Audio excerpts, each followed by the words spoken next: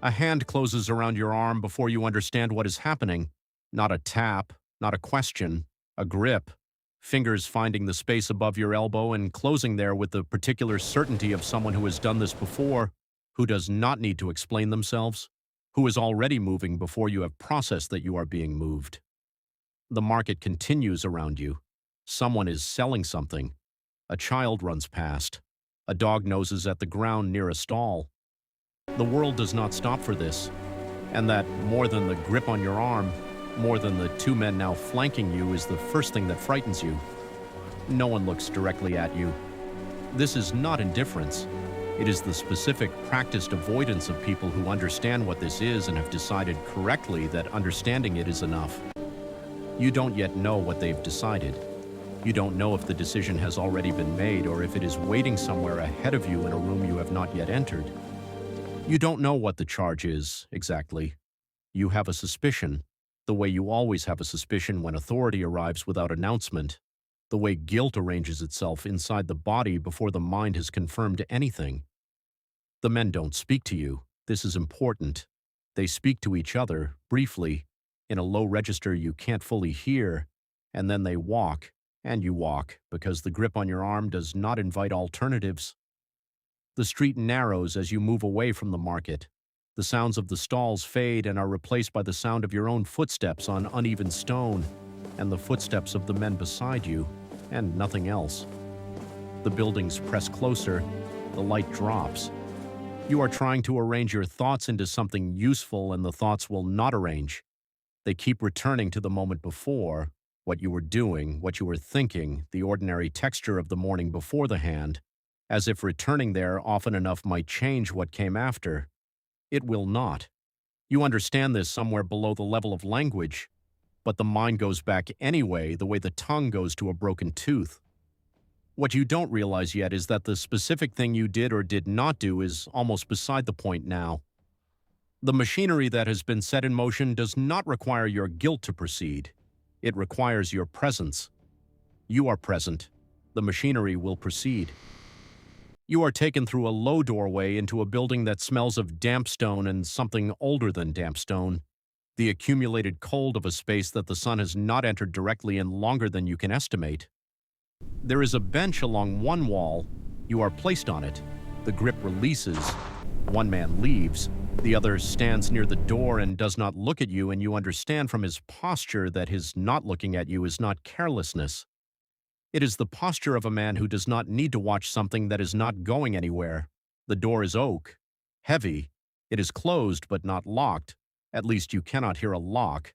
And you spend a long time not testing this because testing it would clarify something that is currently unclear, and unclear is a kind of hope, and you are not ready to spend it. The cold arrives properly after the first hour, not the cold of outdoors. Outdoors has movement, has the warmth that comes from your own motion through it. This cold is static. It comes from the walls and the floor and the air that sits between them, undisturbed, patient. It finds the back of your neck first, then your hands. Then it begins the slow work of your feet, which are on the stone floor, and the stone floor has no interest in your warmth and accepts it without reciprocation. You listen. Footsteps in the corridor sometimes, unhurried, purposeful, stopping somewhere beyond the door and then continuing, and you find yourself tracking each set without meaning to, measuring their distance, their pace, whether they slow as they approach. They do not slow. They pass, and the silence refills behind them, and then you are listening for the next ones before you have decided to listen. A sound reaches you that you cannot immediately place, metal, somewhere, brief and clean, like a latch or a ring or a chain shifting against a hook. It doesn't repeat. You spend a long time deciding what it was and do not decide. Distant voices once, a conversation that lasts long enough that you begin parsing it for information and close enough that you can hear tone but not words, and the tone tells you nothing useful except that it is a conversation, not an argument, which tells you things are proceeding normally, which is either reassuring or its own kind of horror. What you don't notice until it has already been happening for some time is that your breathing has changed. Shorter, higher in the chest. You correct it deliberately and it drifts back within a few minutes, and you correct it again, and this becomes its own small labor, the body managing itself in a room designed to offer nothing to manage. You don't know how many hours pass. The light under the door does not change. You have been given nothing. No explanation of what comes next, no indication of when. The waiting is not incidental to the punishment. You understand this slowly, the way the cold understood your feet. The waiting is part of it. The uncertainty is deliberate. Not cruel in any personal way. No one has decided to be specifically cruel to you, but cruel in the systematic way that a process can be cruel without any individual in it intending cruelty. This is where it shifts. Inside the waiting, inside the cold. You had thought, walking through the market with the grip on your arm, that the fear would be proportional to what happened, that as things became clearer, the fear would sharpen into something manageable. What you understand now in the quiet and the cold is that clarity is not coming. The process is not designed to explain itself to you. You are inside something that was built before you arrived and will continue after you are done with it, and your understanding of it is not required for it to function. They come for you in the late afternoon, or what you believe is the late afternoon based on nothing reliable.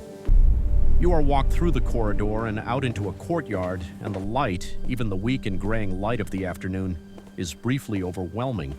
Your eyes having adjusted so completely to the dimness that the world outside seems overexposed, wrong at the edges. You blink it correct as you walk. There are people in the courtyard. Not a crowd, precisely, but enough. A loose gathering of the kind that assembles around things like this the way water finds low ground. They are not hostile.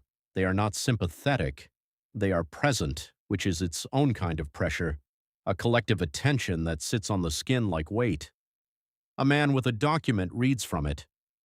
His voice is clear and practiced, pitched to carry. He reads your name. He reads a charge that sounds, in the formal language it is delivered in, like a description of someone else's life. The words clinical, detached, arranged into a structure that transforms what you did or what they say you did into a category, a classification, a thing the law has a word for. You open your mouth at one point. One of the men beside you touches your arm. Not the grip from the morning, just a touch, light and brief, and you close it. The man with the document finishes reading. There is a brief exchange between him and another figure, seated, whose face you cannot fully see from where you are standing. The seated figure speaks a few words. The man with the document nods. That is the judgment.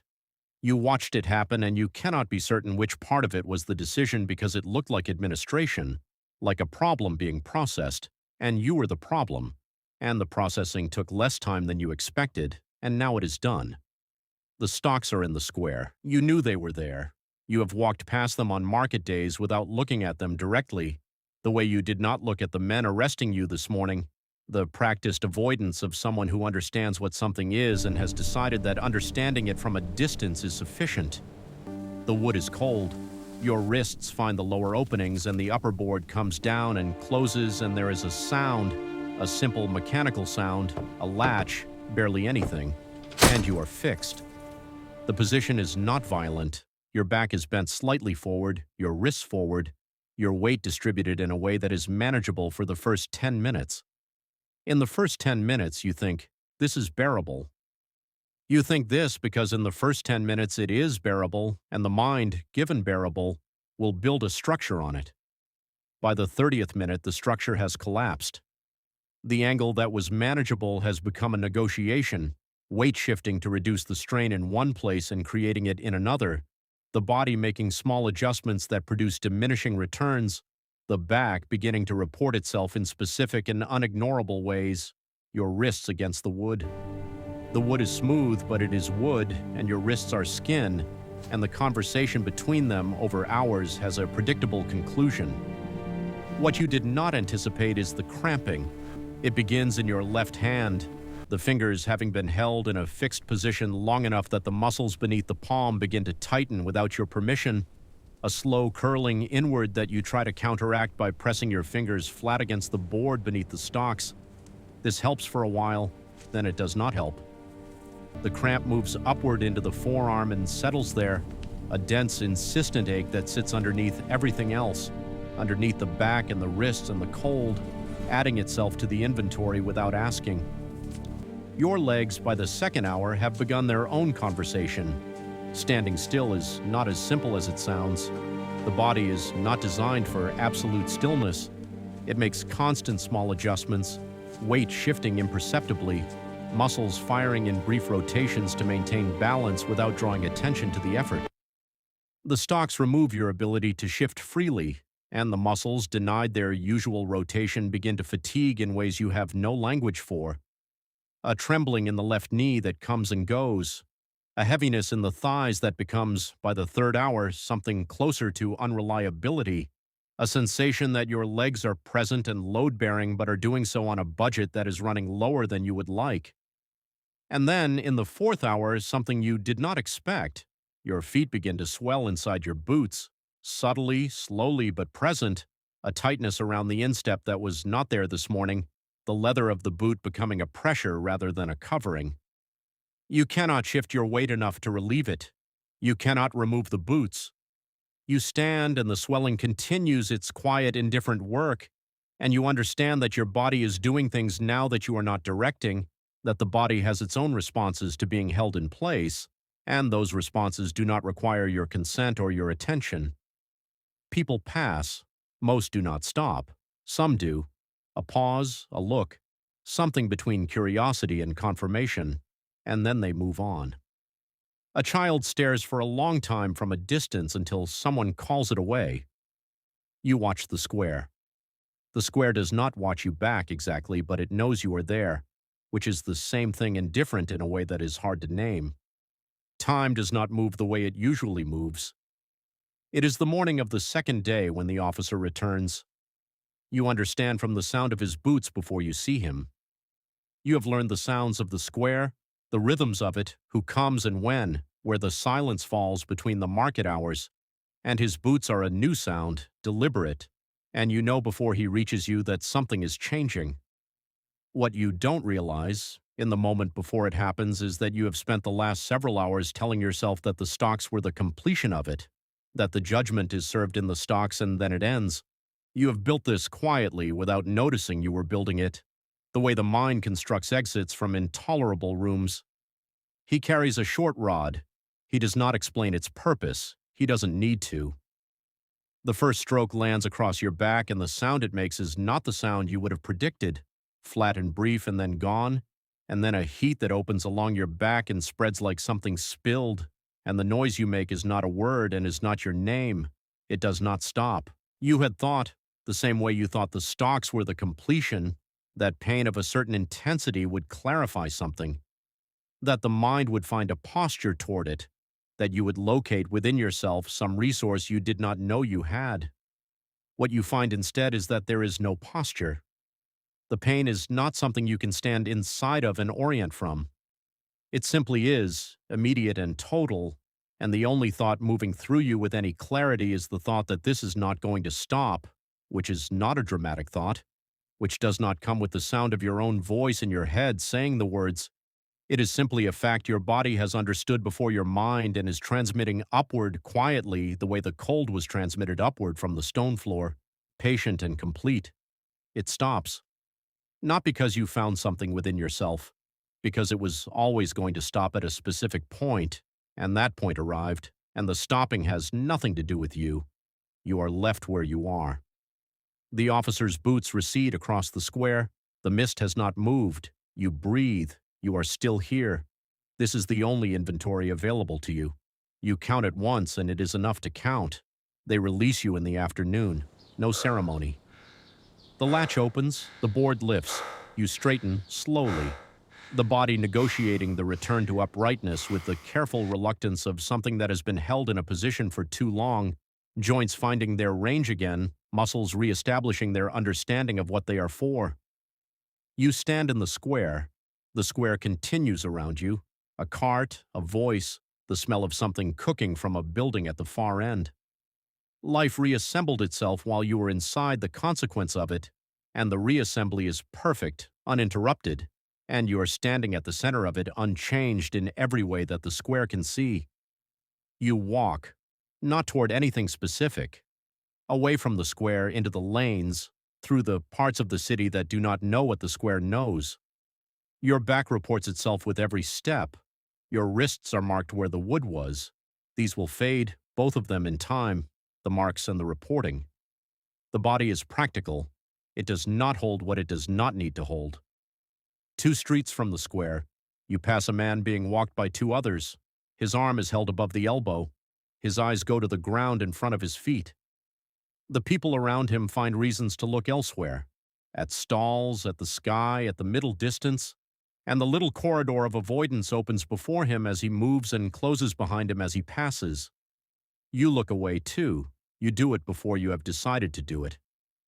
The body makes the choice, having learned today what that particular situation requires, and you are already looking at something else, a doorway, the cobblestones, before you understand what you have just done and what it means that you did it without thinking. This is what the day has made of you, not visibly, not in any way the square could see. But in this small, immediate, reflexive thing, the looking away, you recognize that the process has been thorough. It did not only want your presence in the stocks, it wanted this specific fluency. The understanding, now carried in the body rather than the mind, of what it means to be visible in the wrong way, and what the cost of that visibility is, and how quickly and completely a person learns to help the system maintain itself simply by knowing where not to look. You walk toward where you sleep. You are still here. Still here is everything. Still here is enough. Still here is the only verdict that matters to the person who receives it. But you will not look at the next one, and neither now will you. Most of these lives left nothing behind. No names, no appeals, no account of what it felt like to stand inside a system that did not see them. The world before exists for them, for the weight they carried that history moved past without stopping. If this stayed with you, it will be here, whenever you're ready to return.